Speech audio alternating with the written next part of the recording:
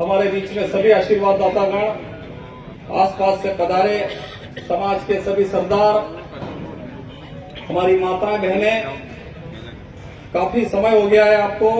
मैं चूंकि माफी चाहता हूं, लेट हो गया, रास्ता बहुत खराब था। 6 बजे से हम लोग निकले लेकिन लेट हो गया, इसलिए माफी चाहता हूं। मेरा आप सब जनों से एक अनुरोध है, निवेदन है कि लंबे समय से आप सब जने समाज को कैसे आगे बढ़ाया जाए, इस पर चिंतन मनन कर रहे हैं। अनुसूचित जाति जनजाति की यहां पर 35 सीटें मध्य प्रदेश में है और 2 मिनट में 2-3 वक्ताओं ने बताया कि हमारा समाज का प्रतिनिधित्व हम लोगों को मिल नहीं रहा। जहां अनुसूचित जाति की सीटें हैं वहां भी हमारा प्रतिनिधित्व नहीं मिल रहा। इसका चिंतन मनन आजादी के 75-76 साल में हम सारे लोग मिलकर के कर रहे हैं। मुझे ऐसा लगता है कि मुझे वो बात याद आती है कि जब इस देश में महाभारत हुआ और महाभारत के समय कौरव और पांडव 2 भाई हुआ करते थे। दोनों आपस में जब उनका बंटवारा का झगड़ा हुआ तब भगवान श्री कृष्ण ने जाकर के दुर्योधन से कहा कि ये पांडव अपने भाई है, अपने स्वजन है, इनको क्यों ठुकराते हो, इन्हें भी इनका हिस्सा दे दो। लेकिन दुर्योधन देने के लिए तैयार नहीं था। मुझे ऐसा लगता है कि मंच पर हमारे दोनों पार्टी के अतिथिगण मौजूद हैं।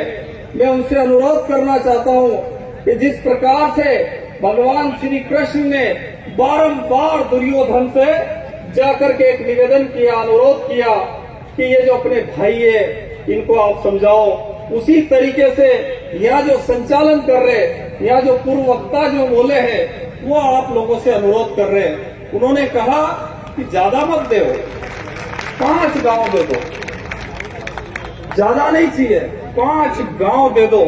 और अगर 5 गांव नहीं दिए तो फिर मानिए दुर्योधन, मान लीजिए अगर आपने 5 गांव नहीं दिए तो फिर रण का वरण होगा। 7 द्रोण सहित समस्त कौरवों का मरण होगा। तोड़ जंगा दुर्योधन की, तोड़ जंगा दुर्योधन की, पूरे हस्तिनापुर का प्रण होगा। 5 गांव दे दो दुर्योधन, अन्यथा पूरा हस्तिनापुर का वरण होगा।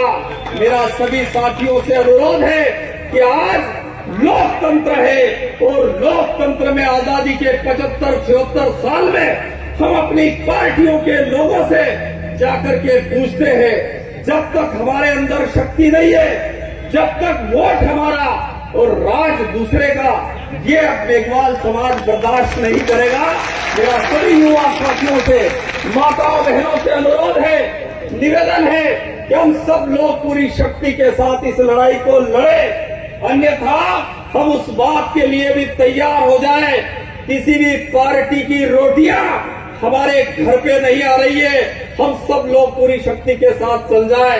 दूसरा एक और यहाँ विषय यहाँ पर दिया है कि बाबा रामदेव जी, चूंकि मैं भी मल्हारगढ़ विधानसभा क्षेत्र से बाबा रामदेव जी की 650 किलोमीटर की पद यात्रा पैदल जाकर के वहां आया। बाबा रामदेव जी का जैसा एक नाम था और वो एक ऐसा व्यक्तित्व था, ऐसा ईश्वर था जिन्होंने उस जमाने में, जब इस देश में मानव को नहीं समझा जाता था, उस जमाने में इंसान को इंसान नहीं समझा जाता था, ऊंच नीच छोटे बड़े की बहुत सारी चीजें थी, इंसान तकलीफ में था, हिंदू मुस्लिम सिख ईसाई आपस में लोगों को बांट रखा था। ऐसे समय बाबा रामदेव जी का जन्म हुआ और इस देश में मानव जाति को एकत्रित करने के लिए जिस प्रकार से संत रविदास जी ने मानवता के लिए काम किया, जिस प्रकार से गौतम बुद्ध ने मानवता के लिए काम किया, महावीर ने मानवता के लिए काम किया, महात्मा गांधी ने मानवता के लिए काम किया, उसी तरीके से बाबा साहब अम्बेडकर ने मानवता, समता, मूलक शोषण विहीन समाज की स्थापना के लिए उन्होंने इस देश का संविधान सब लोगों को दिया। उसी तरीके से बाबा रामदेव जी ने उस जमाने में आम जनता के लिए द्वार खोले। मुझे उम्मीद है कि आज करोड़ों लोग बाबा रामदेव जी के दर्शन के लिए पैदल पैदल जाकर के चलते हैं। उनका उद्देश्य ये था कि पैदल पैदल तो चलना है, लेकिन उनके पद चिन्हों पे भी चलना है, जैसा बाबा रामदेव जी सोचते थे। हमारा ये देश जो है, मैं हर जगह बोलता हूँ कि ये देश लकीरों से नहीं बनता है, ये देश बिल्डिंगों से नहीं बनता है, ये देश लोगों से बनता है। जब तक एक आदमी को दूसरे आदमी से नहीं जोड़ेंगे, सारी मानव जाति के लिए हम काम नहीं करेंगे, तब तक इस देश में हम लोग विकास नहीं कर पाएंगे, इस देश को हम आगे नहीं बढ़ा पाएंगे।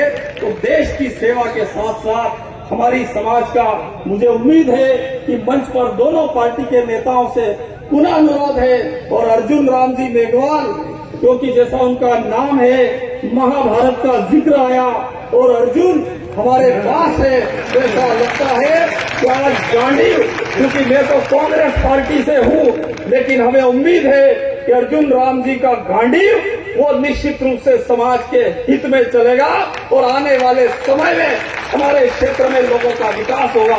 इन्हीं शुभकामनाओं के साथ, समय कम है क्योंकि हमारे बड़े जो नेताओं को हमको सुनना है, उनका मार्गदर्शन लेना है। इन्हीं शुभकामनाओं के साथ जय हिंद, जय भीम, जय रविदास जी, जय बाबा रामदेव जी।